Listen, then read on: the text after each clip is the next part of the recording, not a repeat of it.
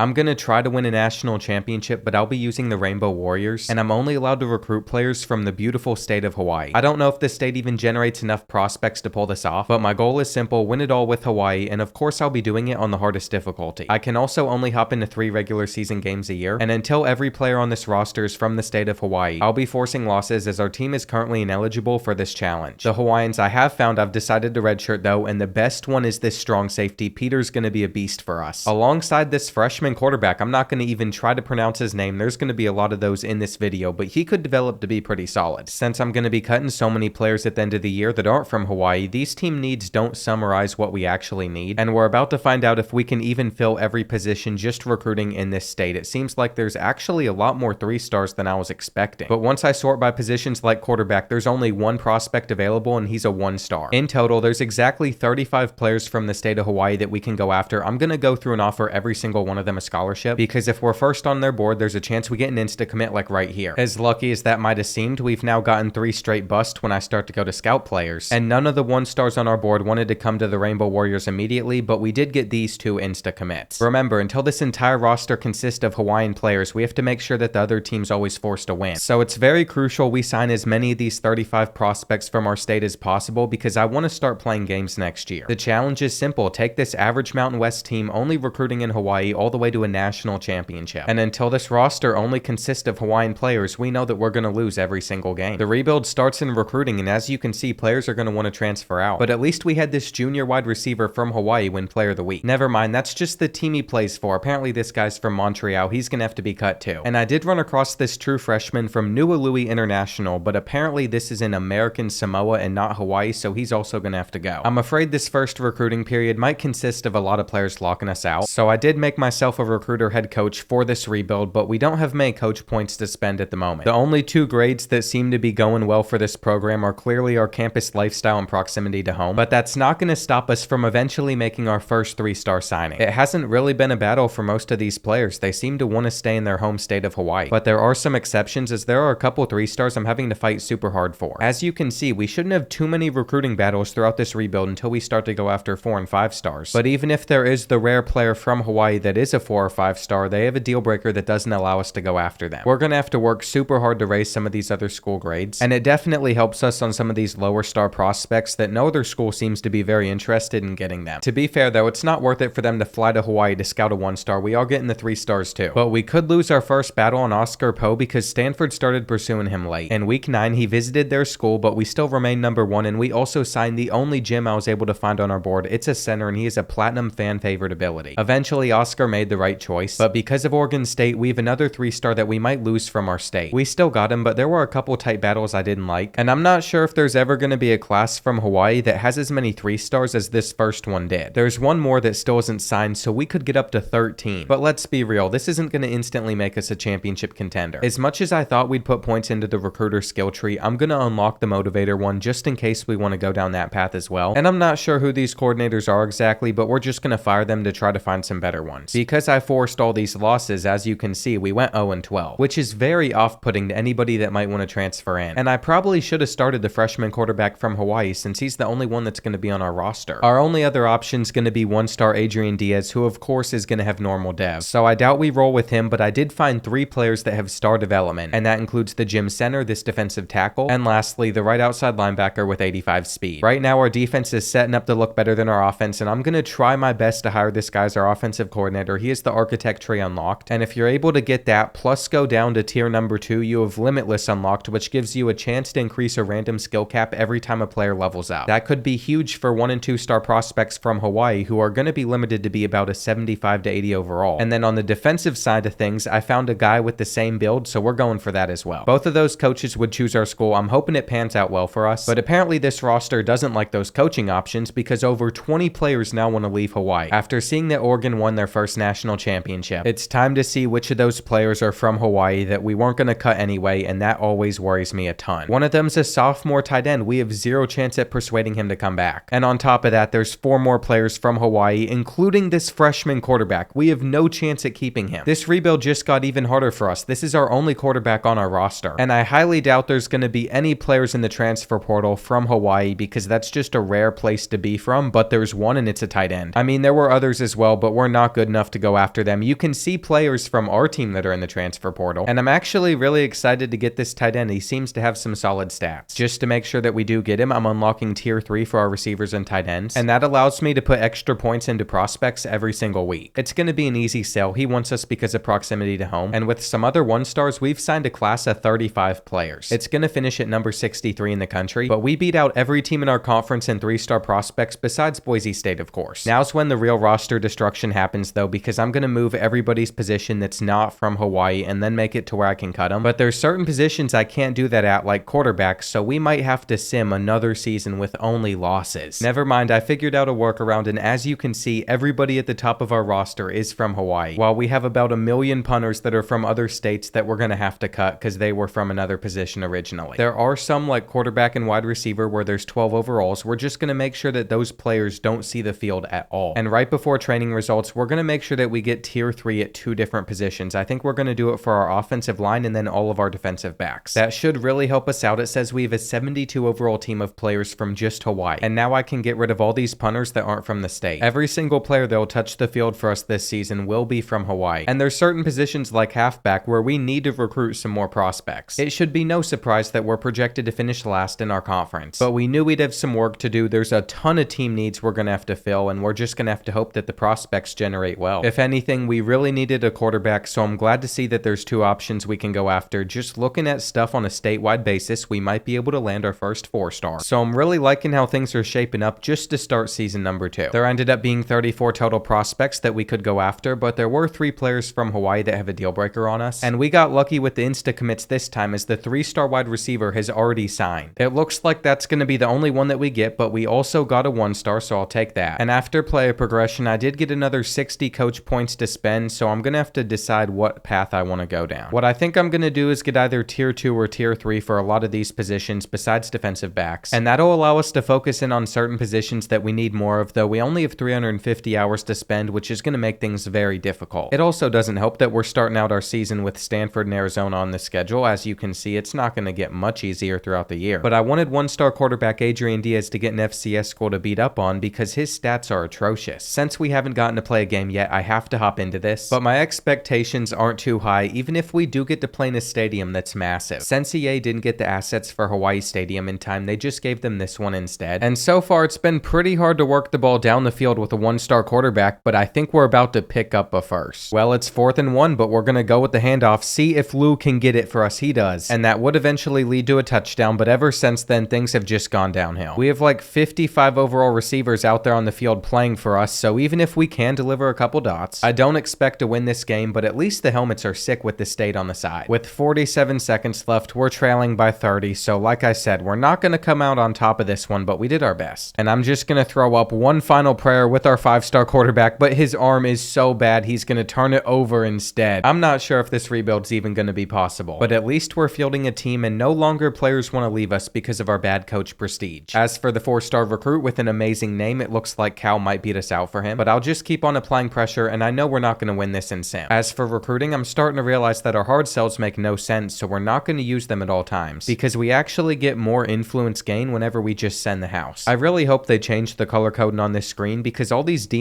grades should be in a dark red. They are not good, and I'm doing my best to keep at least a few points on every prospect so we don't lose any 3-stars. Each one means a lot, so does signing every quarterback that's available to us, and at the moment, we do have a lead on Timot DeBeer. We haven't signed him yet, but we did land Ofisa Clapp, the tight end, and I wish I could say that we've won at least one game with this team, but we haven't even come close to it yet. Looking at our conference standings, we should probably play our ones against 0-4 Colorado State and Wyoming, but you never know, we could pull off the upset at home too. Either way, I really don't care because we got our first 4-star Timot DeBeer. He is a rainbow warrior, and we also have our best option at quarterback yet. Miles Wanahogo has 91 throw power. That is something that we can work with, and I'm really not looking forward to pronouncing these names throughout this video. I am not going to be able to pull this off. I could have gotten Alani Luna though, so it's too bad that the 2-star had to go to BYU, and I think it's time that we try to get our first win. It won't be easy on the road at Colorado State, but they're 1-4, so we might be able to still pull this off. As the first half winds down, you'll see that we're only trailing by 7 points. That throw is going to be caught by Nickane. He's going to go out of bounds, and we're just trying to get into field goal range before the end of this first half, but that's a sack. That pretty much sums up how this entire game has gone on offense so far, but as time winds down in the third quarter, we are driving down the field and the throw's off target. We have a tough tough decision to start the fourth. We could either go for it on 4th and 13, or we could just kick this field goal to get it within 3 points, and I think this is probably our better choice. We haven't really had a big issue getting them off the field. It's mainly just been about our offense, and that stop has given us another chance where I thought that was a curl route, but that'll work too. Even our one-star quarterback is throwing the ball better than DJ Uiagalelei, but now we've turned it over. That's gonna be a pick 6, and it was the worst read I've made in a while. You know, watching this one back in instant replay, I don't want to talk about it. That spy just sat right there, and I tried to make up for it, but in the end, we couldn't pull it off. We're getting some more offensive commits though. This could help us out a bunch, and I didn't know this was a rivalry, but maybe we should play this one on the road too. It looks like it's for some sort of island trophy. I want to take this home, and I'm afraid that Colorado State was our best chance to get a win this year because this game's not gone well for us. It just keeps getting worse. We have no choice but to go for it on this 4th and 19 that's off target, and I am done with Adrian Diaz. I'm ready for our new quarterback. We can't let UNLV keep on winning the island showdown. They're not even an island, and we'll see what happens whenever Miles is playing QB for us instead. I will say being able to put 65 points on a prospect is super useful too, and I think we're going to get every single 3-star in this class. Well, by the end of the season, we kept picking up the 3-stars, but we lost out on another 2-star recruit, and that's because they haven't been able to be my main focus. I wanted to make sure we got the higher rated prospects in first. Just like last year, there's up to 13 3-stars we can sign. At the moment, we're up to 11, and the 2-stars have been the players that have been giving me more issues. It doesn't make much sense to me, but somehow we picked up our first win in sim against San Diego State, and we scored 46 points with our terrible quarterback. Adrian Diaz did a lot of work. I guess Pelham Lou did too, but that's the only highlight of the year you're getting out of Hawaii football. I didn't think it would be that bad. I've never seen sim stats like this before, but apparently Adrian Diaz threw 43 interceptions, and that's thrown me off. I have to find out what games he played that terribly in. Rushing wise, nothing great. Receiving wise, same thing, but some of the freshmen did show out. Just going by the box scores though, in every matchup he was a part of, he turned it over 4 or 5 times. And even though he doesn't look like a kid, this kid's gonna go down as the worst quarterback we've ever had in a rebuild. Our staff that we hired last year are now down to an F coach grade as well. That's not gonna help us. But development traits on early national signing day could, and our quarterback's a normal. This class is somehow worse than the last one. I've only found 2 impact devs. One of them was on our 4-star. And at the moment, making championship runs like Oregon's been doing seems impossible. Luckily for us, only a couple players want to transfer out. This isn't going to hurt us too greatly, but we do have some really good seniors graduating. And it's time to see what players we can get from the state of Hawaii in the transfer portal. Once again, there's only one option, but he's a 3-star. Blazin Longo Wong is also a sick name. We just have to make sure he doesn't go to UNLV. And at the same time, bring in all of these 1-star recruits. Well, they're not making it too difficult. It turns out they're not even going to try to get the defensive tackle. So we've officially gone 2 for 2 in the transfer portal. This time we had the 3rd best class in our conference, but it was a little bit higher rated, up at number 51 nationally. And it seems like more of the 1-star recruits are impact dev instead of the 3-stars. This is an exciting time to be a fan of Hawaii. Every player is from the state now. I think we're going to move DeBeer to halfback though. He goes up to a 75 overall. And the biggest thing that we still struggle to recruit is cornerbacks, so what we do is we just move some free safeties over there. Our coordinators don't seem to be improving that much when it comes to the motivator area, but I still think this training results could be super good for us. We have to have a better overall than last year, and 76 isn't terrible. It's mainly our offensive line that's seen the biggest progression. This is carrying our team heavily, but that's because I focused on it in this tab, and we should probably start focusing on some of our wide receivers too. I'm going to spend my last coach points making sure that we can max out what we put on quarterbacks just in case there's a good one, because even though I'm excited to get in Miles, the freshman quarterback, I have a feeling he's going to have some skill caps that limit his potential a lot, and he clearly does. We might not have as many team needs to fill every year now. It says only 12, but we do need to find the good prospects and still get them. So from here on out, that's my new focus for recruiting in Hawaii. There are 4 4-stars that we could go after, but our school grades just aren't good enough, so there's deal breakers. That's never ideal, but at least we can start to use red shirts as well. And my only goal for season number 3 is to have a better season than at least one team in the Mountain West Conference. Now, unfortunately, even though we were able to find 3 3-star gyms, there are a ton of busts, and there are not many 3-stars in this class. There's only 9 to go after. Plus, neither of the 2 quarterbacks are good. They both busted, and I wanted to at least have another option. That guarantees their dev trait's probably going to be normal. We play Stanford in our first game, and we lost by 27, but there's not much I can do. These are the opponents that Hawaii's going to face in the future. I'm not going to customize the schedule at all. It's just whatever the game gives us. So I'm not sure what to be excited about, because even though we are going to get some of these 3-stars, we know that the class isn't going to be great. We're already 0-3, but that's what I was expecting with that starting schedule. And now it's time to see if we can start conference play the right way by beating New Mexico. If we ever want to get better prospects to come to Hawaii, we have to start performing a lot better on the field. So it's a shame shame that we haven't had a great game today, but we're in a tight battle as we approach the fourth quarter. This is a big run from our QB, and if we get a touchdown plus the 2-point conversion on this drive, we're going to be able to tie it up. Running the ball has been a lot more effective than passing the ball for us, but that's how we're going to get this touchdown, and we'll let DeBeer see if he can get us the 2-point conversion, but he doesn't. That means it's on our defense to get us the ball back. It's 3rd and 18, though. They shouldn't be able to pick this up, and all we had to do was make a tackle. The second I clicked on, I knew we were going to get a horrible pursuit angle. We're going to try to bring them down on 3rd and 2, though, and they just broke a tackle. There's a flag. So I'm hoping this can just bail us out, and it's going to, thank goodness. They held, it means it's coming back, and now we can get them off the field on 3rd and 8 where they just hand the ball off and we wrap them up. If we're able to score a touchdown, we're going to be able to win this one. They almost missed. And just look at this bowl stadium they have us in. I mean, it is practically empty. The lower sections are filled. That's why this stadium being this big is a joke. One day we will fix Hawaii football, though. This drag route was stuck with, but I didn't care. I was just going to wait for our best receiver to come down with it. And I really don't like whatever playbook we're running out of, but I think we have them beat on the left side because they just ran cover 1. Here we go. Minute on the clock still. They're going to drop back into some zone coverage. I'm just going to escape the pocket and see how much we're able to pick up. From here on out, we're probably better off just running the football, even though they're about to lock it up. And I'll give the speed option one more go. It's worked well for us in this matchup. Everybody just committed down,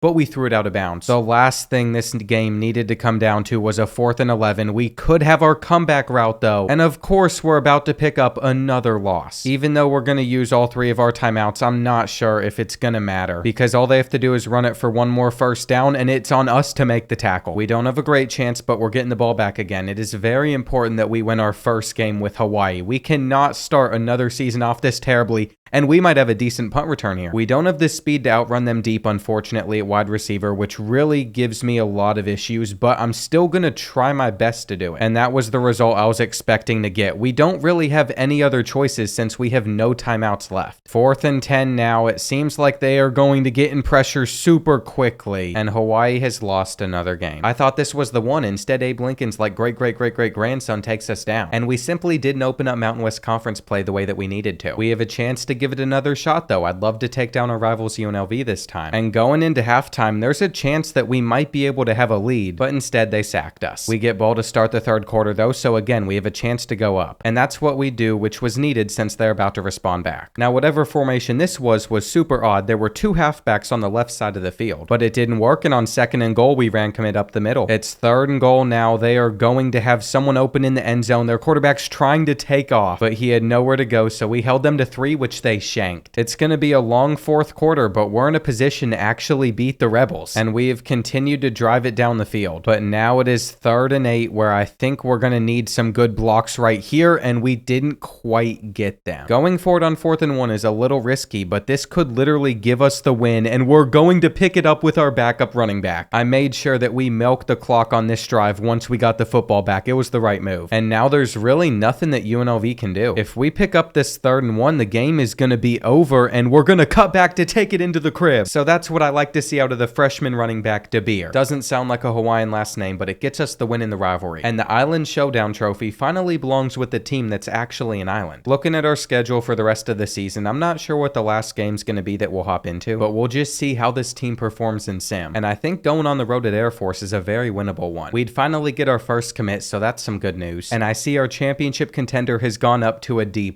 It might not be an impressive win, but 21-17 is all that it took. It looks like our quarterback threw for 3 touchdowns, and he might be feeling the pressure of us recruiting other QBs, even though David should never see the field for us. My expectations are low, but we could continue to win in Sam. And I figured something like this would happen. There was simply no way that we'd somehow make the Mountain West Conference Championship. The last game that we hop into might have to be against Boise State just to pull off the upset, but I wouldn't be surprised if we lost since Arizona State's beating us out for 2 stars. The next week, we'd lose another one to Oregon State. I was trying to get him too. So aside from the 3 gyms that we've signed, we know that this class is atrocious. The only thing that could make the year go better is if we pulled off this upset. But we might also get embarrassed at home by like 40 points to the Broncos. I've tried my best, but in the end, it looks like we're gonna fall by like 17 points. We have to pick up this 4th down to keep it alive. And even then, this drive's just taken us far too long to get down the field. We're going to get intercepted on that play. And of course, they're gonna break free. This sums up how the game's supposed to go. The Broncos are just gonna dominate. I mean, that's the most ridiculous fewest turnover 6 I've ever had. And if we weren't already projected to lose, I would have been a lot more upset. I've not gotten too invested into this team yet. We're not supposed to be good. But if that receiver plays that well against UMass, we could pick up our 3rd win, which was an incredible way to end the year. We finished 3-9. 5 touchdowns, only 1 turnover from Miles Wanagaho, and we've officially signed all 3 9-stars that we went after. It really wasn't a terrible class, but I am considering firing these coordinators, because as much as I think the architect tree could be good, I need them to fill up this master motivator section a lot more. I could end up regretting that, but I'm so sick of finishing at the bottom of our conference. At least we did better than Air Force. That was our one goal, and it's taken me no time to find coaches that have the exact layout I'm looking for. I even offered a defensive coordinator that has Hawaii as his pipeline, so we'll see if that bumps us up to a tier 3. We have a star dev on this center and a star dev on the other center. That's all I need. Our offensive line should be good going forward, and Hammer's a star dev halfback, so this could finish as one of the better classes that we've put together yet, even though it's going to be capped out around 20 players. With an easy side on the bracket, Boise State made a championship run before losing, so becoming the best team in the conference is going to be tricky, but we only lost 4 players to graduation. Then in the transfer portal, there's probably going to be less and less players that are going to come from Hawaii just because we're recruiting them all. We don't even have a chance to get him. So our final class is going to consist of just 19 players and be ranked almost below the top 100. This challenge keeps on getting harder, but with Hammer having a star dev, I think I'm going to move Tomote DeBeer back to wide receiver just because he's probably our fastest at that position. And if we want to have a good tight end, I can take this physical build of a wide receiver who's only an 85 speed and then make him play there instead. If anything, what we have to do is start winning. But I've already seen the team overall before going into training results, and I am shocked that we're up to an 81. I guess we've built a decent roster by now. That's what happens when our coordinators actually focus on this motivator tree, and I'm going to continue to do so with myself as well, making sure that now our running backs improve a lot and probably our linebackers too. Never mind, I went with defensive linemen instead. I think we run a 4-3, and we do, so that covers an extra position. Because I over-recruited though, I'm stuck encouraging transfers on 13 different players, so it's a good thing that there were a lot of former 1- and 2-star recruits that were never going to be great. What I've learned from that is if we only have 6 seniors, we can't go after more than like 10 guys or else we're going to have to cut a ton. And to my surprise, we can go after a 5-star linebacker for the first time ever from Hawaii, but not a lot of these 4- and 3-stars. I know we're probably not going to land Andre Miles, but if we did, that would be incredible. We have an actual chance here, and we need it since we don't seem to be getting any gems. This is actually setting up to be one of the worst classes ever. 4 of the 5 3-stars I've scouted have all been busts, and getting insta commits on 2 2-star recruits doesn't really help. We need quality. There's only one player that can give us that, and just looking at this schedule, we finally have an FCS school on here, so that makes me excited. I'm pretty sure after 2 months of saying this was a conference projection screen though, this screen just shows us where each team finished last year in the conference, so we got nothing out of that, and it looks like Miles is up to a 75 overall, but I'm pretty sure he's starting to hit most of his caps. At least for now, it probably makes more sense to just redshirt Hammer since we're going to need him for a while, and we might do that for a lot of different positions this year just because I don't think we're going to have a good season. And I might even want to do that for players like Tomote DeBeer just because he would only be our 3rd wide receiver. Now, I just realized I forgot to view last year's season stats, but it looks like as a freshman, Miles turned it over a ton, so I'm hoping he can cut back on that this year where we're starting it against Mississippi State. Now, just being transparent, it already looks like we're not going to get this 5-star recruit, especially since one of his main interests is program tradition, which we have a D in, but I'm going to do everything I can to potentially land him. I mean, our school grades keep looking worse, and I'm not going to play any of these matchups until San Jose State because non-conference doesn't matter to me, but it will in the future if we can ever start doing well in the Mountain West. For now, we just have to try to take the conference as a win because as you can see, we're starting 0-3, but an FCS school should be a free win. That'll get us at least one. And I should also mention that somehow we've jumped into the lead on Andre Miles. I really want to land him, so we're going to schedule him for a visit in week 6 against San Jose State. One of his main pitches is an A+,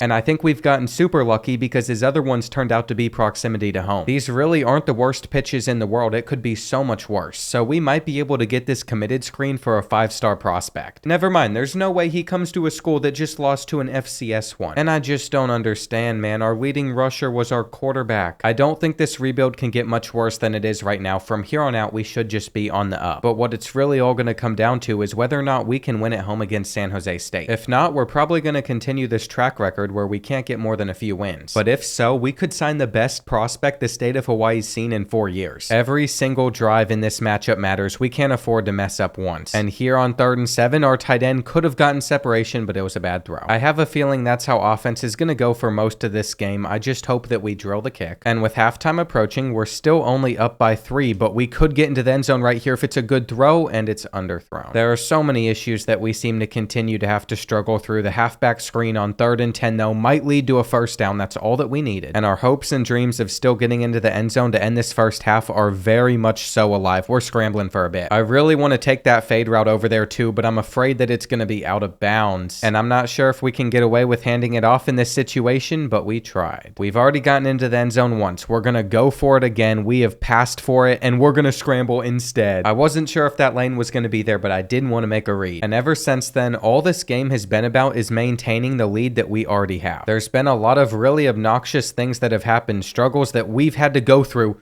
Though throwing an interception here is not what I was expecting. If they return this for 6, they're right back in it again. There's only 3 minutes left. I can't believe this is setting up to be a generational choke, but our corner route has gotten open, and we just need one more first down because they still haven't hit the 2-minute warning. Drops are certainly not going to help us, but they have come out pressing our receivers, and they locked up pretty well. We're still going to be able to pick it up on the ground, and we just can't seem to get away from the clock stopping after we run a play. This time it finally won't. From the looks of it, we can probably get it under 40 seconds unless we get another first down. There's a flag, and it's on our lineman. It's going to be holding. That's going to hurt us even more. This team is not an 80 overall. I have officially decided it's not that good yet. So I don't care what it says on paper. What we have to do is get at least a first down on this drive. And it's looking like that's not going to happen at the moment unless we just step up and run again. This is going to be a fight for the first. I cannot believe we've hit this point, but we have won. And it wasn't impressive, but we might have just got a 5-star commit. It's nice to know that our quarterback can run when we need him to, because I wasn't able to go after the one new option in this class. There's a deal breaker with coach prestige, but I don't care. Andre Miles is a rainbow warrior, and that's going to help out our defense so much. Whether or not the rest of these 3 stars commit in this class doesn't even matter to me. We got the one player I wanted, and now we can start to worry about playing games on the field. We're about to go on the road at Wyoming. This would be a big win. I feel like we could make the Mountain West Conference Championship, but only if we don't blow matchups and opportunities like this one that we're about to have. These schools couldn't be farther apart, but Hawaii seems to be rivals with everybody. Our fade routes don't even get open, but freshman wide receiver Josh Polk doesn't seem to care too much. He went up and grabbed that ball. A couple penalties are going to make it 3rd and 21, but we are trying our best here. And by the time the 4th quarter rolls around, we're only trailing by 6. This is still a very winnable game. We're going to break one tackle. We're going to spin out the defender too, and I don't think we can outrun this last one. Either way, that was a huge moment for us, and I think what we're going to try to do inside the red zone is just scramble in, but that could have been a fumble. The extra point gives us the lead, but we still have to be able to get them off the field, and I'm guarding this halfback all day. It's going to be another tight finish, but we're in a position to pull this one off too. And I just have to hope that during sim we can get wins the same way. We knew it was probably going to come down to whether or not we pick up a first down, and I think we can do it on 3rd and 6. We've thrown it up to Josh Folk, who just snagged the ball, and the freshman wide receiver might be breaking out as the best one on this team. If we get this 3rd and 2, it's officially over. I went with the direct snap and they weren't ready. They might be tight wins, but all that matters is the result, because after starting 0-4, the Rainbow Warriors are now 2-4. Since every conference game is somehow a rivalry in this, we're going to have another rivalry win, which means if I want to unlock the architect tree, all we have to do now is spend 25 points on tactician. Since I can only hop into 3 regular season games a year though, I'm going to start simming. We'll see where this team is sitting at around week 11 or 12, and I'd expect that by then pretty much every remaining prospect on our board will also be signed. By then a screen like this is popping up showing our freshman receiver going for almost 200 yards, so I'm very excited and thrilled to say that we're currently sitting at 4-5. It's going to be difficult to win out since we still play teams like Colorado State, but if we can take them down, we'd have a spot in the Mountain West Conference Championship, and I think we have to sim until then. I don't really like the idea of that, but we are the higher overall here. And after beating Air Force, now we have to go on the road to play at Nevada. As you can see, Colorado State also picked up another loss, so the tiebreaker on this game could be very important. We have to make sure we play it. And I was nervous about simming, but these stats look pretty good. We'd win 38-21. It wasn't even a contest. And that means we're just one game away from making the conference championship. This has been an incredible turnaround, but we have to make sure that we do not lose at home, even though they're an 85 overall. And just from the looks of it, I think every single player in this recruiting class has already signed, besides a 2-star defensive tackle. I still can't believe how close we are to actually making the Mountain West Conference Championship, but it's looking like it might not matter, because so far in this game, we've put up 0 points, and on 3rd down, we're thankfully getting it. It's been a stressful drive down the field, but we'll see what we can do on 3rd and 7. I'm trying to pitch it, and going for it here might not be the smartest option, but that's that's what I've decided to do is we scramble and we go down at the 1. I'm going to challenge the spot just to see if it can change anything. And I feel like the spot of that ball should be across at least the marker. It wasn't a touchdown, but it also wasn't a first down. Our defense is out there on the field. And just from that moment, things have continued to get worse and worse. Even though we are going to hold them to a field goal on this drive, we've done almost nothing offensively, so I think it's time that we finally change up our playbook. I always like to try and use the one of the team that I'm taking over, but I'm not a huge fan of Hawaii's, and there's some that I know I'll play better out of, so that's what we're doing. We might not have made the conference championship, but we did have a good run, and it's a shame that that's how the tiebreaker worked out. Now we're in Alabama's playbook though, and we've also gone to a 3-3-5 defense, so I'm hoping that helps us going forward because we've been turning it over way too much. We also have our number 1 rusher as our quarterback, which should not be the way that it works. But if anything positive did come out of this season, it was our best receiver being a freshman, Quincy Akanum. I might not pronounce a single name right in this video, but unfortunately for him, he's not going to get like any better throughout the rest of his career. And our offense was so bad that our offensive coordinator is listed as an F coach prestige. All that matters though is we made a bowl game against Kennesaw State, and this should be very winnable. I'd guess that the Owls are around an 80 overall. It's also early national signing day, so we can see what Andre Miles' dev trade is. It's elite. That means he can be one of the best players in the country. And what surprised me was this bust of a center ended up being an impact dev. It's a good thing we still went after him, even if this class is pretty small. And now we just have to make sure that we don't lose this bowl game against Kennesaw State, who we should beat. I thought with our new offense out there on the field, we'd benefit from it, but our defense has not performed well. And we have to pick up this 4th and 10 where that route is open, but it's dropped. Freshman Josh Folks made a lot of mistakes while also having a pretty good year. But after getting that sack, we'd get the ball back, we'd score a touchdown, and we're also going for the 2-point conversion. I really had zero reason for doing that. They're going to fake us out with the jet touch pass. All they need is a couple more first downs. But I have the defense that I want out there on the field, and we're going to hold them. We've got a pretty good amount of time to drive down the field, even if Chew Clock was on for one of those plays. And it's not like I turned it on myself. The game just decided we were going to be in it. 4th and 9 though, Kennesaw State has been generating a lot of pressure. This time they went with man-to-man. That was when I had to step up. And we're just going to go back to a very similar concept where our halfback angle route gets open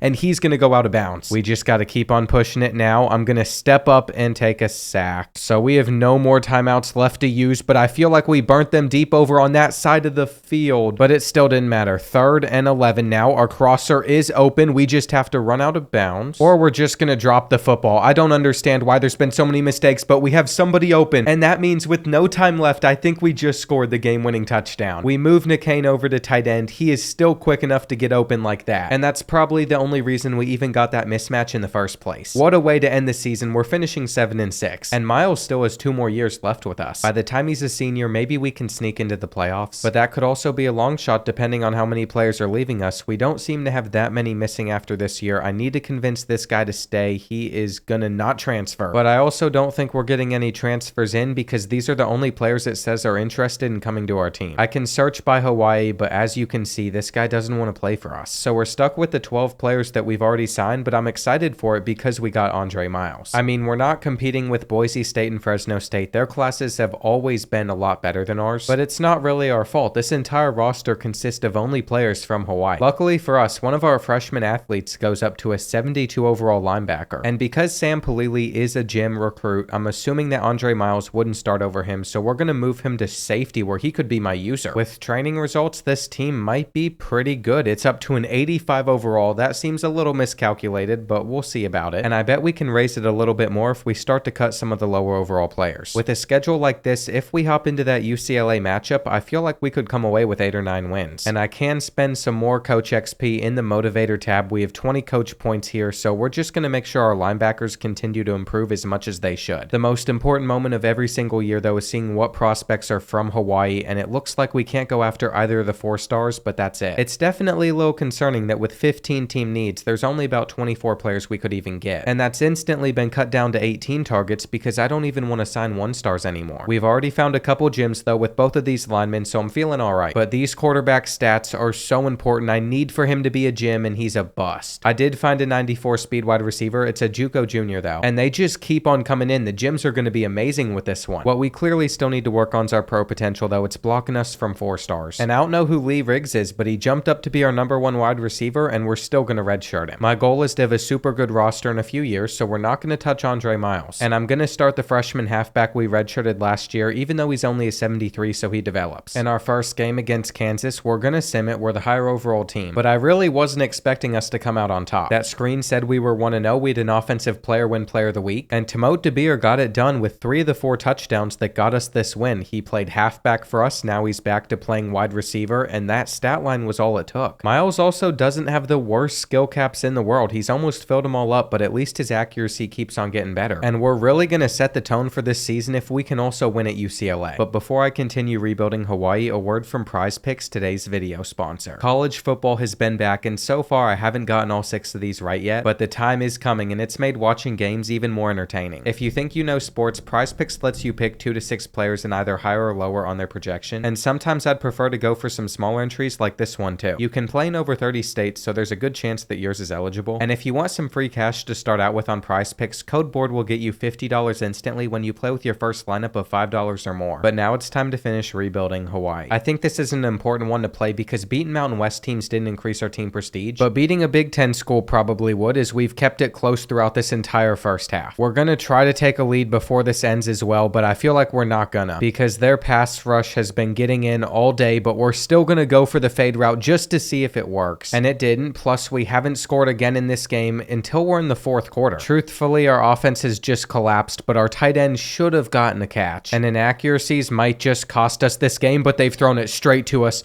We're going to get the user interception, and if we pick up the right blocks, we might be gone for a tutty. Not quite, but we're going to hammer this ball down their throats. And on 3rd and 2, they're committing down to the RPO, so we just threw the football instead. This is the most important drive of the game. We have to keep the clock running, because no matter what happens here, I don't want to give them a chance to respond back, and I see that our crosser's open. DeBeer's gotten us inside the 10-yard line. Now we're just going to hand this one off. Hammer isn't going anywhere, but we have a chance to hit them with the RPO slant again, and they just clamped up. They're going to get the interception out of it as well, and that's going to cause us to lose this game. I thought we were just going to throw an incompletion right there. We got a safety, but I would have never forced it into that window, and we have to fair catch this. We've been given a chance to throw up the ball one final time. I highly doubt this is going to result in a touchdown. DeBeer has gotten past that corner though, and hang on, we're in. This kid only has 92 speed. How did he just dust him? Oh my gosh, they have choked. They had the ball with 11 seconds left, and Timote DeBeer, the sophomore wide receiver, the one that we redshirted last year, was able to just run by that cornerback like there was no one trying to stop him at all. I have to check what Blade's speed is. I cannot believe we pulled that off. But it keeps the team 2-0. We're undefeated, and there's only a couple non-conference games left. So checking out UCLA's roster right now, it's definitely better than ours. We need to find their cornerback with the last name of Blade. That's who gave it up, and he is nowhere to be seen. There he is, 85 speed. Poor Timmy's definitely getting encouraged to transfer after the year. And we better not lose to an FCS school again. I should also point out that we're in some tight battles. I'm not sure if we're going to be able to actually get Cobbs, and freeing up the points to do so might be the wrong decision, but he's a 3-star gym, so we're going to schedule him for a visit on this bye week, which means we can't lose it at all. I couldn't take that risk, and this is the first commit I see. So we started recruiting strong, and we're 3-0 going into this rivalry. Arizona State's trying to catch us on this player though, so we're going to schedule another visit, and all this competition at least lets me know that some of these 3-stars are pretty desirable. I think we're just going to simulate all the way up until we play one of the better teams in our conference though, and in the process hopefully pick up a lot more commits like this QB and wins. We got the 94 speed wide receiver even if he is a JUCO junior, and we remain in first place on a lot of these other prospects boards. We also had a sophomore cornerback get a pick 6, and Timote DeBeer keeps winning player of the week. All of that means we're going into this Northwestern matchup sitting at 4-0, and they couldn't take us down either. I had no idea we were blown out teams by this much, but it gets me excited for the rest of our schedule. I have to be very careful about the 2 conference games I choose to play, but I think it's going to be ones on the road because ones at home we should take care of business in. As for some of the recruits we're still going after, I'm scouting every player. If they're a bust and a 2-star, I'm not going to try to pick them up. And so far everything seems to be going almost perfectly. But after simming a couple of home games, I've noticed that we dropped one to New Mexico. They beat us by 7 points. Our offense didn't have as good of a game as it normally does. Miles threw 3 picks, and that drops us down to number 5 in our conference. We have to bounce back. I knew we weren't going to be undefeated all season, but I didn't think New Mexico was the team we drop a game to, and that's why we simply cannot lose to Fresno State, as we're about to go up by 2 possessions. They've driven down the field in almost no time though, but they're missing the pass, and that's a DJ Ukulele type beat right there. We're going to hopefully knock that ball out, but instead they've given them a touchdown. It's the end of the half. There's no reason not to challenge the call, see if we can get lucky, and I guess I just wasted everybody's time. They didn't change their call, but I'm going to throw this final play up to DeBeer just because of how he ended the last game, and that didn't work. We're still in a pretty good position at the moment, but then Fresno State scored scored 14 straight, which puts a ton of pressure on us. We have to come back. Missed throws like that have been the story of this second half. It's been absolutely ridiculous, but it's the main reason that we have to get ourselves a better quarterback. Holding them to 3 points isn't even that helpful because we had to burn one of our timeouts and we still have to drive down the field scoring a touchdown twice, though this should be our first one. They came out pressing us and we took advantage of it, and now we'll see if we can get lucky with the onside kick. That ball is going to bounce straight into their hands. We're just going to keep on run committing and hope that we can stop them. And on 2nd and 10, they have another handoff coming up the middle. Throwing the ball here would be the dumbest thing that they could ever do, but they actually have gone to the air.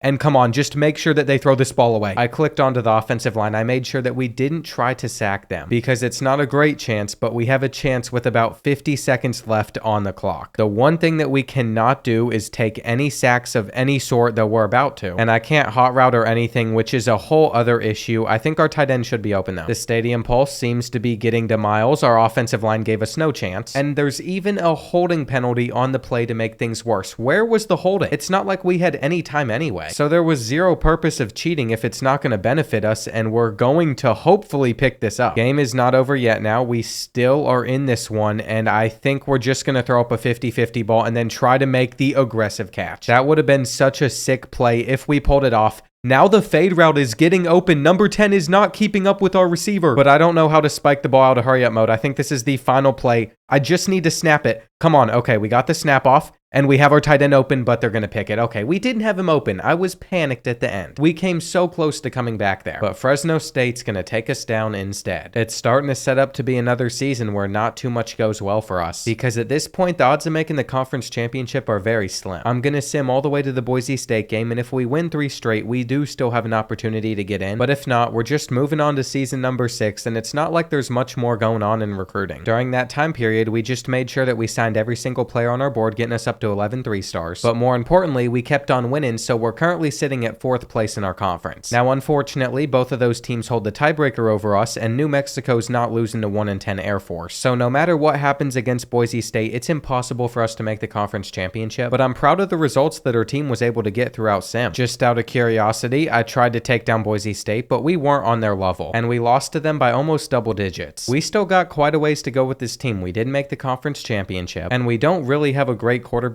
but Miles' stats keep on getting better. The day we get a good option there, we're going to be set up so nicely. But unfortunately, just looking at our top receiving targets, it looks like 2 of the 4 of them are seniors. We've hit the point where we're going to start to lose good players every year, and the Idaho Potato Bowl is what we drew against number 24 Washington State, who is only a 79 overall. That's not too bad. We also have a 3-star elite dev player, which is super rare to find. This quarterback is of course normal dev. He was a bust, but I'm hoping for stuff like these stars. We actually did pretty well with development again. I even found a star on this 3-star safety, and we're just 1 win away from having our first 10-win season in this rebuild. With about 3 minutes left, we find ourselves in a tie game, and that throw is on target, but somehow we didn't come down with this ball, and I'm just confused on how that was actually dropped. I've also noticed that Miles isn't out there on the field because he has a broken collarbone, so we're using Adrian Diaz, even though I never wanted to see his face again. It has all come full circle. He's out here in the 4th quarter trying to get us our first 10-win season in this rebuild, but we didn't pick that up there, so now it is 4th and 2, and our hitch route is open. It's going to be a tight finish here in the snow, but all that matters is we come away with the win. The halfback screen should get us at least a little bit, and I have no issues in trying to see if the jet touch pass works for us this time around, where DeBeer is able to get it like 5 or 6. I didn't even notice Washington State was burning timeouts. That means that this game is over as long as we just settle for a field goal, and we have centered things up down the middle pretty well. They did just drag us into the end zone though, which means we have to stop them ourselves, and we're also missing our 5-star strong safety that we just recruited. On 3rd and 17, they're going to scramble for the entire game, and they just keep on moving it down the field. I'm not sure what we can do. We're about to go to overtime against Washington State. After spiking the ball, they have 3 chances to try and get into the end zone, but I wasn't expecting them to run it, and now they're spiking it. 2 of their 4 plays on this set of downs was literally them just spiking the ball. Now we're going to swat it, and that means Hawaii's won the famous Idaho Potato Bowl in the snow. It's not not a typical environment for us to play in. But Tomote De Beer wins another Player of the Game award, and it just hit me that he's still the only 4-star we've signed in school history. Now we have to say goodbye to a lot of good players though. I wish Yonda would get drafted. That would help out our pro potential school grade a ton. And Adrian Diaz was the lowest overall of all these guys without any tactician boosts. It really is a shame we still haven't put a single player into the NFL, but that's just how it works sometimes, and by this point in the rebuild there shouldn't be any other transfers from Hawaii. I've signed pretty much all those prospects myself, but our class ranking keeps on going around that top 100 range, so you have to wonder if we're ever going to get much better than what we just were. I have to move these athletes to the right spots. Basically all of them become pretty good outside linebackers or rushers if we end up needing that. But one position that's been neglected a lot is our halfbacks, so I was hoping this fullback would become a decent one for us, but even then he's only a 49. We also have to start getting some more corners in here. This is not acceptable, especially when we have this many free safeties at our disposal. I'm just going to move some of the faster ones over there instead. Even Andre Miles wouldn't be bad at that position, and I might actually make him go there considering he didn't improve at all as a strong safety. If these training results don't go well, we're going to be in trouble going forward in the future. I think there's a lot of seniors on this roster, but it seems like we're going to be about the same overall as last year. I mean, the biggest jump was clearly Andre Miles. Making him a cornerback was a great idea, but outside of that, it's pretty clear at positions like quarterback, we don't have a great future, and there's no low overall players I can encourage to transfer, which would help out our teams overall. My only hope is with a schedule like this, we can have a good season just like we did last year, and I guess it's time to see what Hawaiian prospects we can actually go after. We're able to get 4 stars this time around. That is huge. We're going to start needing to get some more help. We have 16 seniors, 22 team needs to fill, and I had to scout the quarterback first. It turns out he's a gym, so that's an even better sign. We even got a gym on one of the offensive linemen and this 4-star linebacker, so this class is setting up to be solid even if all 3 of these 3 stars ended up being busts. This could be a big year for us, so we can't lose a single game, and if we do, the playoff hopes in Miles' senior season all go down the drain. I also have 35 coach points I could spend, and I want to put it into this motivator tree, but then I realized I need to put at least a few into this recruiting one so we can still get those 4-star linemen. I also kinda want to unlock tactician. This is our chance to actually get some of these positions some huge boosts, and I guess we're gonna find out whether or not these pay off because our defensive backs just got a lot better. That's right, Andre Miles is now a 92 overall. That's the pathway we should have been going down, but apparently he's still on the injury report from last season. I didn't even realize that this could carry over. We also might just have the worst recruiting class we've ever seen because we have 400 hours to spend, but we can still only put that on 7 players. If we don't get those 4 stars, we're in a ton of trouble. We're just gonna sim the week, and I'm hoping our defense stepped up even though we don't have our best player. Unfortunately, we did lose by 3, falling to 0-1. I thought that could happen, but so far we've seemed to jump out into a lead on all of these 4-star prospects, so we'll see if it holds up. I don't love seeing our championship contender fall, but we have to keep in mind for most of these games we don't have our best player. That drop alone is going to cause this 4-star to no longer want to come to our school, and we have to beat Arkansas State or else it's going to drop even further. Thankfully, even through sim you can see it's going up that we're 2-1, so that's reopened this battle, but I'm afraid that it might be too late for us to hop back in. I've also scheduled 4 stars for visits against Wyoming, so we have to play, because if we're going to lose this game, I want it to be my fault and not Sim's fault. Well, with a few minutes left, we have a huge lead over them. It doesn't get much better than this, but ever since they started spreading us out, we haven't been able to get a stop versus them, and they're technically not out of it yet since they do still have all 3 of their timeouts left, and now they're going into the end zone. I really don't like how things have started to play out for us. We couldn't even get the pitch out right there, and now it is 3rd and 13 where they must have run commit because we have a wide open receiver in Folk, and he is gonna be gone to the crib. I was starting to panic, thinking I'd choke this game, but they're throwing it up on 4th and 12. I don't know exactly what they were thinking there, but the computer just had 2 very weird plays, basically gifting us a win. I'll take it. We're gonna win this rivalry trophy as well, and we finally brought in another 4-star commit. We also got this left guard. That makes for 2 of them, but I wasn't expecting to see all 3 in the same week. We're still trailing on Caleb, but that's only because of the deal breaker that happened, and he's coming in for a visit week 6, even if it's only a bye week. From here on out, we're going back to simming games, but that just hurts us because we dropped it to Purdue. If we're building a championship caliber team, we have to be able to take down a 1-3 program during sim. Next one we're playing at Boise State, but by then the season might be over and I've already given up on getting this prospect. Even if we do end up signing some of these players with this deal breaker, they're just gonna leave once we have a bad start to the year. So at least we got the quarterback that's a gym to come to Hawaii. We also picked up this 2-star tight end, which might not seem like much, but I scouted him beforehand and it turns out he's also a gym. Right before Caleb commits though, we're about not to lose him. And the only way we don't is if we beat Colorado State, but I think it's still a bit too late. He was going to decide this week no matter what. He chose California. And our quarterback won Player of the Week, which apparently means we came out on top. Now I might just hop into the UNLV game and the Boise State one, simming the rest of the year, because those are two of the teams that we could play in the Mountain West Conference Championship, and losing either of these games might make it to where we wouldn't sneak in. Even if we didn't get Caleb, I'm happy that we got 3 of the 4 stars. And I wish I could say the rest of this class was looking to be good, but we know most of the remaining 3 stars are just busts. We've hit a hard part in this rebuild where most of the players that we're able to recruit aren't that good. And our options are very limited, but that hasn't prevented us from competing for a lot of seasons now. We're clearly good enough to be one of the best teams in our conference, but I'm not sure if that's going to make us a playoff caliber team. And we have no choice but to go for it on 4th and 1 right here, where our blocking did just enough. It's starting to hit me as time winds down in this game. It might be best if we just make this the final drive of the game. We got to throw this one out in time. And I might be switching playbooks again after this matchup. We simply don't have good enough or fast enough receivers to make this Alabama playbook really good. We have to switch it up to something else. And it might have to be something like Kansas State's. I'm not sure. The halfback screen does get out in time though, and Hammer has a lot of green grass in front of him to give us the lead. We just have to make sure that they don't score on this drive. I'm going to miss the sack on 3rd down, which makes it 4th and 2 where they still have to pick something up here, and I think our defense is going to clamp them. That's all it's going to take for us to pick up another win. But our toughest matchup yet will definitely be against Boise State. That's coming up in a week, and it will decide the rest of our season. So we cannot lose this matchup, especially since they're ranked number 14. We've already lost out on a 3-star because I pursued him late, and I'd love if we could finally take down Boise State, because I don't know if we have in this rebuild. They're coming out onto the blue field at the moment. I think this is going to be a night game. It doesn't look like it's too bright out, and we have a chance to get off to an incredible start, but we're going to have to hold on to this football. That keeps the drive alive for a little bit longer. The play action's just going to cause us to be confused though, and now we're in some trouble because we're just going to have to scramble for it on 2nd and 19. The main read here is probably the bubble screen. It's going to get open, but they're going to hit us short, and we've decided to run it back, but this time I'm going to our tight end in the flat, who fights for the first. I remember recruiting Clapp. He was able to get us enough. It's very important we score on the first drive, because that solid start has kept us in this game the entire first half, and we have a chance to take a lead before the end of the quarter. On 2nd and 7, they are pressing some of our best receivers, and we have them beat deep. That was a mistake, but only because there's one guy you just can't test. That would set us up to pull away in the second half, and if they don't pick up this 4th and 6, it's going to be all over. So I'm proud to say we took down number 14 Boise State on the road. We really just controlled things, ran the ball a ton, and even if we won, it's enough to convince me to switch up our playbook. I forgot to do it after the last game, but I'm not going to now. And that better pay off for us, because from this point, we just have to sim. I've done all that I can to set up this team to hopefully make it to the Mountain West Conference Championship. But if we can't pull out these results without me playing, then that means I need to build an even better roster. By the time Tobias has committed, that should wrap up most of our recruiting, because we've made it all the way to the end of the season where this is popping up. We've made the Mountain West Conference Championship. I knew we'd taken down these 3 previous opponents, but I wasn't sure if we'd beaten Fresno State yet or not. And it seems like Andre Miles coming back for our defense made all of the difference. He is 100% going to declare after next season, but I can't blame him. He's one of the best prospects this school's ever seen. And this might seem odd, but after seeing how our coordinators are improving, I'm going to fire both of them. This might cost us the rebuild, but it is my goal to make sure that we have 2 tacticians now, which will help our overall a ton, but for now we just have to worry about Wyoming. I didn't expect us to climb this high in the rankings, but if we win, we should make the college football playoffs. And there is no way that this team's good enough to win it all, but I guess it can't hurt us to at least try. If we can just get in this year, that should at least prove that pretty much any 4 or 5-star recruit from Hawaii should be coming to our school. And I have really liked Kansas State's playbook so far. We've just focused on getting Hammer more involved since he's one of our best offensive players. It's definitely slowed the game down quite a bit, but that's fine with me. We keep on stretching the field versus them. That cut up was beautiful, and we're just going to run this speed option over to the right side where we pitch it out to Hammer, and he's gonna get caught. What's crazy though is I trust our offensive line to be able to block in these situations, and you best believe we're going for it on 4th and goal. We have a good offensive line. It took us long enough, but we're back up by 8, and pretty much every stop that we get from here on out gets us one step closer to winning the Mountain West Conference Championship. That stop gets us the ball back. It's allowed us to drive down the field versus the Cowboys, and I think we have placed this ball perfectly. So we're going up by 2 possessions, and they never recovered after that. Our defense is so good. Offensively, it could be a lot better, but we have a decent team out there, and Lee Riggs had the best performance of his career. This feels good to get. We've been waiting for it, but we need to be more than just the best team in the Mountain West. I want to start getting first round buys, but we didn't have a good enough season, and I think that's going to come with some new coordinators. I just have to find people that are full tacticians. I think we have our answers, but Colorado's trying to take both of them from us, so we'll see how it pans out. Miles had his best season yet as a senior, which I guess was expected, and his rushing ability's never going to go unnoticed. He always had almost 500 yards on the ground. Then receiving wise, we had no one over 1,000 yards. Tamote DeBeer was actually number 2, but I guess we just spread the ball around, and Tulane averages 37 points per game. I'm expecting them to be a higher overall. I don't know what happened to our overall, but ours always goes down whenever we make it to the playoffs, and we have to prove that we're more than that going on the road at Tulane. The stands are going to be full. They're going to have the home field advantage, of course, but I'm really just happy to be here. I wasn't sure if we'd even make this game in the first place, and drops like that are going to sting. Tulane scored 17 straight after it, but we have been fighting back. That brings it within 3, and it was a pretty good way to end this first half. Now is when every possession seriously matters. We can't have any more drops, but they keep on getting us to these 3rd and 8s, and they're going to play that. Luckily, we have a pretty good kicker, so we should be able to drill this, but I missed it to the left. And now we have to get a stop on defense. We're on 3rd down. We could have picked it. I don't know what we were thinking right there, but it's definitely going to be costly. And we're just lucky that that drive would eventually end with them fumbling it away, and now we're the ones driving down the field. There's still 4 minutes left in this game, so a lot could happen, a lot could change, even if we do get in right here. But we've done our best to try and set ourselves up the right way, and we dropped it. Some of these mistakes are going to keep me up at night. I can't get over what our team is doing, but we have to go for it on 4th and 1. There's simply no way that we can't not get a touchdown here. Hammer got the blocks he needed. He's pounded it in, and we should be getting them off the field on this 3rd and 8, but instead they've come away with a big grab. It might not be the end of the world, though. They had a couple of penalties that made this a 3rd and 23. They didn't scramble, and everybody's getting backed up on defense at the moment. There's simply no way they pick up this long prayer. We're going to have to just swat it down immediately, which puts us in a really good spot, but we couldn't throw that bubble, so we had to run it. An injury timeout's also going to stop the clock. Those happen way too often, and it's kind of bailed Tulane out. Now it's 3rd and 8. We're going to wait until we get open, but there's a flag, and I thought it might be coming back because of holding, but instead it was on the defense. All it takes is 1 first down, and we've pretty much picked up our first playoff win, but I think we're going to have to do it through the air, and now we're going to just wait for our tight end to get open as he drops it. We've already missed 1 field goal from this distance too, so I'd rather just go for it on 4th and 12, but the fade didn't work the way it normally does, and that would have been the worst thing that I've ever decided to do, except Tulane just can't move the football. We're going to get an interception versus them. It is all over, and thank goodness my riskiness didn't hurt us. That was a weird game for sure, but we came out on top, and now we have to face TCU next. Just looking at this bracket, I don't think things are going to ever get any easier for us, and I wish I could say we landed both of those coordinators, but we have to find another OC. Unfortunately, none of them are the type of tactician I want, besides maybe Alfonso, and TCU averages 10 more points per game than us. This might be the time where we go out. Luckily for us, this one is no longer on somebody's home field, so that does give us a little bit better of a chance, but my expectations are pretty low. They've already scored once, and we can't do much. Our rushing game hasn't worked well so far, which means we're going to have to do a lot of things through the air, and that's probably not going to go too well, I'm guessing, but we'll see how it plays out. We're going to go for it on 4th and 2, and those blocks are going to help us get to the 1. This was actually a really good way to respond back, but we still haven't had a lead all game, and now it's midway through the 3rd quarter where we're driving down the field trying to get 7. I want to mix in some tricks like these reverses, but I'm just not sure how well they're actually going to go for us, and we've been hitting the backfield so many different times trying to run it, which is why we threw it here. It's definitely going to be another tight finish, but we'll see how it all pans out, and I think 3 straight runs on the goal line could hold us back as we got stuck behind our linemen. Luckily, we still got in. That's going to make it 17 all here in the 3rd quarter, but what would be super nice is if we could get them off the field right here. I'm going to stick with that slant, and we just can't get our hands high enough to knock it down. I think we all know what's coming now. They keep on moving it, and teams that won't get out of hurry up mode for an entire drive me absolutely nuts. Their players have to be tired. It's now 3rd and 7, but I don't think they had anything open, and they're going to be a bit short. This is it right here. It all comes down to getting a stop, but we don't. And with that first down, they're going to punch it in to start the 4th quarter, unfortunately. Never mind, they got a holding penalty on first down, so now they have to run it in again, but they're going to make us miss a bit. And if they've done all of this to not get into the end zone, that would be absolutely hilarious. I think we're about to hold them. We can't lose this game now. We've battled way too hard. And I think it would be sweet if the final drive of the game ended with us getting into the end zone, but we can't get free. They've made it so hard to move it down the field in this game. The play action is going to give us a chance to get a a big passing play though. They can't guard everybody right there. And now we all know what we're playing for. We're going to try to take off as much clock as we can before trying to get into the end zone. This is it right here. A very big 3rd and 1 where our blocks don't hold up, but it's not really going to matter. And we are so close now. We just have to get a few more yards. This is setting up to end exactly how I was hoping that it would, that we need the speed option to actually get us into the end zone. And who would have thought that Hammer would get another one? This has been an incredible run so far in the playoffs. Surely we're not going to lose it on this final play. Even if they have all the time in the world to chuck it up, all we have to do is just swat this ball down. And Hawaii's actually moving on to the semifinals. I didn't think this team was even capable of making it this far, but we're doing pretty well for ourselves, except now we have to play Clemson. Considering they're 14-0, I don't even know how they're ranked number 2, but I'm not sure we're going to be able to beat them. And I'm sure there's going to be a huge difference in overall. They're an 88. We know what's worked for us so far, but I just don't see us coming out on top of another one. And I guess I better start believing a bit more, because after getting a stop on their first drive, we're starting to move it down the field. This is by far the toughest opponent that we could be facing in the country at the moment. This trick play isn't going to get us very much, but we'll see what we can do on this next one. And we have an open tight end. That was literally it right there. We had a chance to take the lead with a touchdown, but instead we're just going to hit our running back and he doesn't get the first. I wouldn't like the idea of going for it on 4th and 3 either, but they pinched their defensive line. They instantly shedded some tackles, and that was a bad call. The next time we'd get in this position, we cannot mess this up. And it didn't take us long. We just forced a 3 and out and worked it 40 yards down the field. Their defensive line is so strong though. They make it hard to move the ball. They're going to do it again. And this time around, we're not going to mess up. We're going to kick the field goal. No, they've blocked the field goal. They're going to pick it up.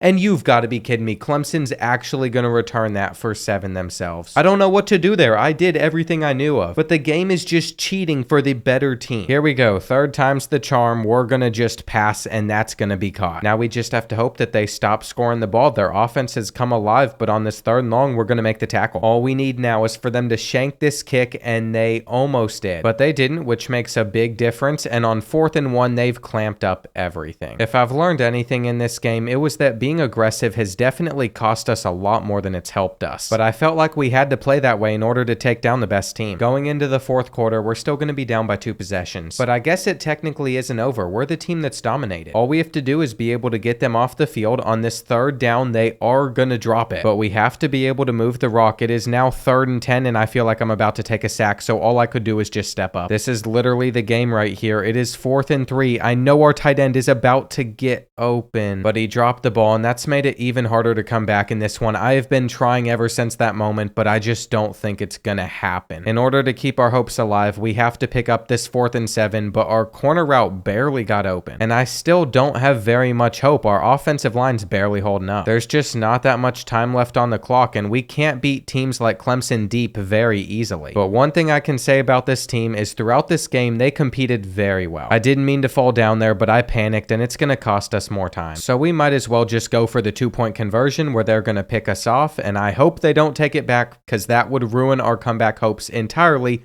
which it seems like it might have. Our offensive lineman isn't even going to catch them. I don't know how he's the fastest player here. I guess at the end of the day, we tried our best. Somehow they got another touchdown. And Clemson was just meant to hold this trophy. They'd win the championship, making them the best team in college football. And I guess they finally decided to use the transfer portal. At least we've put a player into the NFL. We needed this to happen so bad. That team was probably our best chance at a championship for the next 4 years. And there's simply no way that anyone from Hawaii's transferring, but there is, and we can't go after him. That is such a shame. We were able to add Cashman to our board though. I want to know if this is a prospect we missed out on about a year or two ago, because I don't remember his name and he's been a hard one to land. At the end of the day, we would get him, but because we're still not going after many players, this wasn't even the best class in our conference again. And dev traits are going to be so important, but the 4 stars only had impact or normal. This quarterback has star. That was actually the best news that I could have seen as I'm scrolling through the rest of them. But I skipped position changes on accident. That's going to really mess with the rest of this roster. We're going straight to training results. I'm not sure what to think, but once again, we have an 85 overall team. And if our freshman quarterback's coming in as a 70 overall, he's definitely starting. Talia Latui is exactly what we've been looking for at quarterback. We finally have somebody that can improve a ton. And our coordinators are boosting up this team quite a bit too, so that's nice to see. I think I'm going to add to that. I want our offensive line to perform even better than it already will, because our freshman quarterback's going to need it. We have 2 tough road games to start the season, but once we get to conference play, I'm hoping that we can cruise through it. As for our team needs, if this year doesn't go well, we have quite a few of them. There's 23 seniors that are leaving us. And I don't think we're ready for a championship yet either. We still have to get more 4-stars in, but only one of these guys wants to come to our team. Our school grades have gone up quite a bit, but in stuff like brand exposure, it's still pretty low. And that's going to hurt us quite a bit, but we'll just work with what we've been given. We're going to have to go all out for all of these gyms, but with 500 recruiting hours to spend, it is getting a little bit easier. That's key though, because after all these years of constant improvement, I'm afraid that we might take a step back. And I guess we'll just see how we do with this schedule. It's going to be tough right off of the rip. We have to start off the season at 88 overall Stanford. It's not a great setup, but I decided to sim it anyway, expecting us to lose. And we might do the same thing versus Washington. I just want to win our conference again. Looking ahead on our schedule, I feel like there's a lot of games we might want to hop into. These road ones are not easy. And I'm seeing some high overall teams in the Mountain West. I've seen an 84, there's another 84, of course there's a third 84, 86, 87. I mean, this is going to be a tough slate. If we don't end up winning in sim either, it's not the end of the world. We still have a good roster that we have to keep building. And as good as Talia could end up being, it's not like a freshman's going to lead us to a championship in his first season. I just want to be a team that appears consistently in the playoffs. And in order to do that, we have to win the Mountain West Conference. Unfortunately, we did drop one on the road at Washington. It was only by 8 points. That's a one-possession game, but our freshman quarterback got hurt in this matchup. And now we have one more road non-conference game coming up. Recruiting-wise, things have started off pretty well. We've signed a couple players, but we still need to get more of these guys to come in. And I am going to have to spend some of our hours just making sure that we get this 4-star in on a visit so he actually commits to our school. It ended up working. We're bringing in another 4-star linebacker. And by the time we're done simming through all of our non-conference games, we've gotten pretty much everybody that we wanted in recruiting to commit already, or these other 3 stars are going to be coming in the near future. Thankfully, against Mississippi State, we won by 2, so now going into conference play, we're sitting at 3-1. They've ranked us number 16. So even if we do lose another game, I think as long as we win our conference championship, we're a lock for the playoffs. That'd be amazing for using a freshman quarterback. We're the higher overall team compared to Air Force, and I don't like having zero control over what happens, but I think we have to continue to sim. Well, fortunately, going into week 9, we keep on winning, but now we're going to have some tough decisions on which games I want to actually hop into, because teams like Nevada are 4-2. They haven't won a conference game yet, and they're an 81 overall, but I still feel like they're a threat. At the moment, we're in a 5-way tie for first place, so we probably need to save the games that we can play. But now I'm starting to think one loss will just send us out of the top 25, because even though we keep winning, we're dropping in the rankings. I decided to sim it, but even after winning, we're dropping to number 20. And this rivalry at Fresno State is one that we definitely have to play. With some of our best players on the injury report, our overall on defense has gone down. We're only an 84 now. And I'm kind of amazed we're sitting at 6-1 with a freshman quarterback, but we just keep on winning. We're going to have the pieces going forward to protect him too. We have a guy named Armor, Smoker, Genius, and Mama. So this has been an all-time name class for us, but I have noticed that South Carolina is keeping up even though we're putting 75 points a week on Wilcox. We have extra hours to burn, which allows me to at least schedule him for a visit, but our brand exposure still isn't high enough on some of these 4-stars, so we need to keep raising it before next season. The number of prospects in our state isn't getting any better, but this ranking has gone up a bunch, and it seems like winning's the solution to keep it going up. What I thought would be a close battle has been far from that. We've done whatever we've wanted to versus Fresno State, and this gets me excited for how we're going to do in the future versus some other teams. We have a touchdown right here on this play too, and it's going to be 38-3. We just dominated that game more than I would have ever expected, but I guess that's what happens when you have a good quarterback. Talia could single-handedly be the thing that makes us a championship contender going forward, and because he has so much room to improve, next time I get coach points, we're going to put it into this passing game one for motivator. If we can stay healthy, next year could start to become our window, and I think what we have to do is sim these 2 matchups so we can hop into these final 2 and secure our spot in the conference championship. The San Diego State one worries me a little bit. Even though they're 2-6, their overalls definitely dropped throughout the year, but I remember it being high at one point, and one slip up could cost us a ton. That didn't happen though, because going into week 13, we're sitting up here at number 14 in the country, and neither of these games were too close. That makes me feel super good about these final 2 matchups. I also just noticed Boise State's on a 2-game losing streak, so we could drop one of these games and still get into the conference championship, but that would ruin our main goal, consistently become a playoff team. Now it says Utah State says 74 overall, but just looking at their actual roster, we know that's not true. They're probably more around like an 81, so they could probably put up a pretty good fight against us. So far, we've done pretty well defensively, but we just haven't had that much luck scoring, even though we had someone open in the end zone right there. And I saw it late, but the play action messed us up. With Utah State tying it up in the 3rd quarter, now it's 3-3, though I think we've beaten them deep, assuming that we can get a little bit more separation. So that was nice to see out of Lee Ruggs, and they're not going to guard our halfback in the flat, but it's clearly been a rough day for the freshman. He's going to have his moments. He's young, and I'm pitching the ball. This has gone way different than the Fresno State matchup. After getting another field goal, we're trailing by 3. And I'm afraid that our quarterback's true colors are starting to shine whenever we need him performing at his best. We'll see how the rest of the year plays out for us. At the moment, I'm not feeling too confident anymore, though our running back gets us another first, and we'll see if we can punch it in here on the goal line. We have our zig route open underneath, which is caught. We'd also get them to a 4th and 15 that I highly doubt they're going to pick up. They throw it straight to house, so we have it again. And they say defense wins championships, but we have to play better offensively going forward. It's always hit or miss on the road for me. Sometimes the home field advantage makes it impossible to move the ball. Other times it's just way too easy. Right here, we're going to get another touchdown. And Iosefa Hammer had just enough speed to get by those DBs. It wasn't pretty, but we've picked up our 10th win of the year. And at the moment, there's just one team standing between us and going 11-1. Boise State started the year as an 87 overall. Right now they're at an 85, probably because of injuries. But our team's starting to get healthier, which helps us out because after next week, Iosefa Ha should be back on our defensive line. To be completely fair, it's not like we need those players. We have a pretty solid roster already, but having them back will still help, and it's nice to see our freshman quarterback's already improved up to a 76. He's developed well for us so far, but unfortunately, as time winds down in this one, we find ourselves losing by 3. So we're going to need a huge 4th quarter out of the freshman quarterback. And why does our tight end look like a lineman? I might have put one at the backup position just to raise this team's overall. We're going to have the open receiver right here to go down at the 3. But even if we do punch it in, we still have a long 4th quarter ahead of us, and the speed option works again. It's 3rd and 7 for the Broncos. I have to make sure that none of their underneath routes are getting open, but of course someone was. So they've moved the chains when we couldn't let them do so. And if their quarterback keeps on making blind reads like that, eventually he's going to make a mistake. That sack has given us the ball back, but I'm afraid we're not going to do too much with it unless we pick up this first. And we still need a couple more to beat the Broncos, but they're pressing our receivers. I'm assuming that they're going to run commit right here because we should be running the football,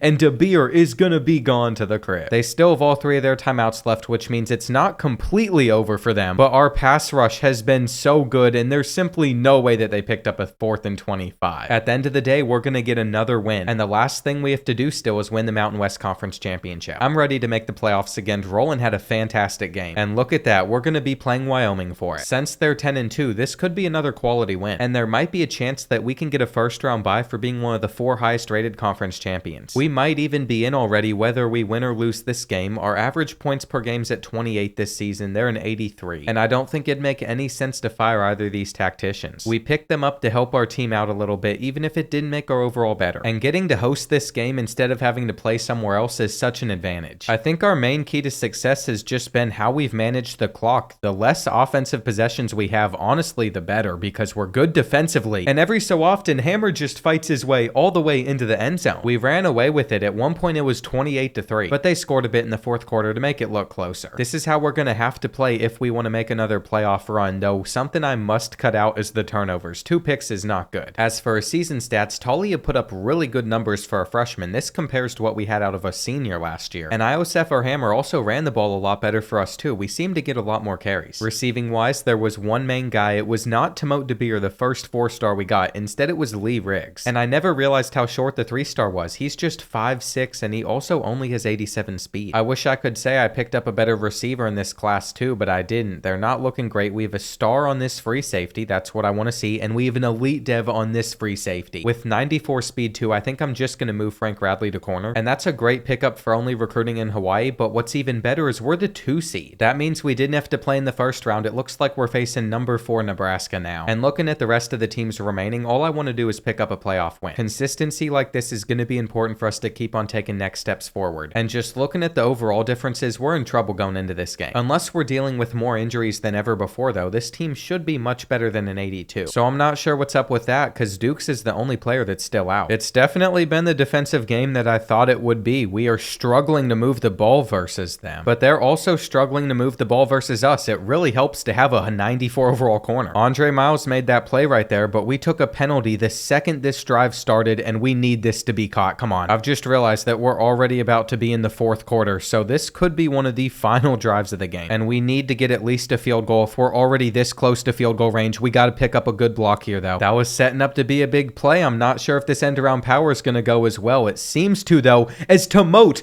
DeBeer has broken free and he is gone to the crib. Our first 4-star in school history just made an incredible moment, which all Hawaii fans will never forget about if we can just close out this one. There's still about 4 minutes left, so getting a stop there doesn't help us too much, but we got some heavy running formations that were coming out out in, and the blocking seems to be going well. This is what we needed to be doing all day. Passing the ball didn't go well for us, and Nebraska's gonna have to start burning some timeouts if the 2-minute warnings hit. This is probably the biggest play in this game. We could actually secure the win versus the Cornhuskers. I'm gonna step up, and we're gonna get a huge run. With it being so tight throughout the entire game, I didn't think we'd pull it off, but we can still run 2 more plays and then kick a field goal, or we can just get the first down to seal it. Either way, this one's over. We are headed to the semis, and we've been there before, but I'm hoping that we don't lose this time around. It's against Boston College. I'm sure they're going to be good, but nothing more than Nebraska, and this is really establishing our program for the long run, but we might be able to win it. Clearly, we just need to control the clock. They are an 80 overall. We definitely have a chance of getting into the championship, but then in order to win it, I'd much rather play against Cincinnati than Penn State. I didn't think it'd be possible with a freshman quarterback, but everybody just keeps on getting better, and we know what we have to do to take home that trophy. Unfortunately, though, that hasn't gone to plan. We haven't been able to get a stop yet. So after forcing an interception, you best believe that we have to get into the end zone right here. It was 4th and inches, and all we had to do was catch this football, but our backup tight end didn't hang on. So much for him being an 84 overall, though. We're shooting in this gap, and they're going to break the tackle, avoid the safety, and he might be gone to the crib to end the first half. This could not have gone worse for us. Part of me wants to just chuck this back there, have a little rage moment, but as the third quarter's gone on, we've stayed in it. It's actually 21-all now, and I think they're in field goal range. They lined it up down the middle, so there's really not much we can do about this, but it could hit the post, and the plan hasn't changed. This might be the longest drive that we've had yet. To keep it alive, though, we have to pick up this 3rd and 12, and I'm not sure I can trust that tight end to catch it, or if we could get the ball out in time. Now we really need to get a stop to start the 4th. I'm ready for a bubble screen if they choose to go with that. Instead, they're just going to have some receivers open underneath,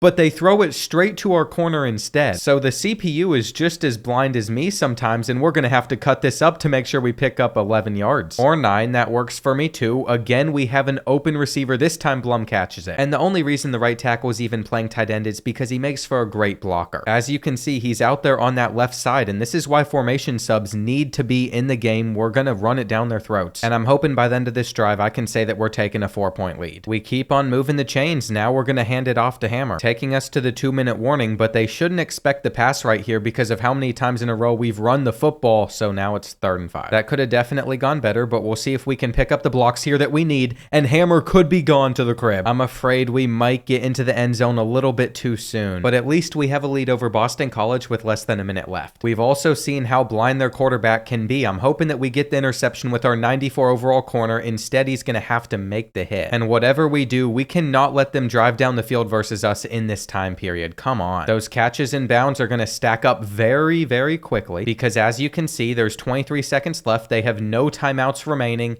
and I just left him wide open, but they threw it the other way. I just assumed that we would have gotten a sack by then. I don't know what we were doing, but it's all good. From here on out, they just keep throwing it out of bounds, and that's going to make it 4th and 10 where they have to pick this up. I'm sure they're going to send it to one of these verticals, and that's what they've done. All we have to do is just make sure it doesn't go in their hands. Hawaii's going to be headed to the championship. And who would have thought the freshman would carry us all this way? He's a game manager for us, but that's all that we really need at the moment. He just has to hand the ball off successfully. But unfortunately, we didn't get Cincinnati as our championship opponent. Penn State's going to be tough. They're apparently an 89 overall. And in order to get to this point, they took down undefeated #1 Michigan. We're so close to getting that trophy now. We just have to win one more. But to start the second quarter, we find ourselves down by 4, and a big run right here might put us up by 3. Of course, it's Hammer that's taking it into the end zone. But Penn State did respond back with a field goal of their own, and after dropping back, we're going to break that tackle so we can keep this drive alive. It is very crucial that we finish this first half the right way, and I'm going to keep on going back to what I know works. These power runs are so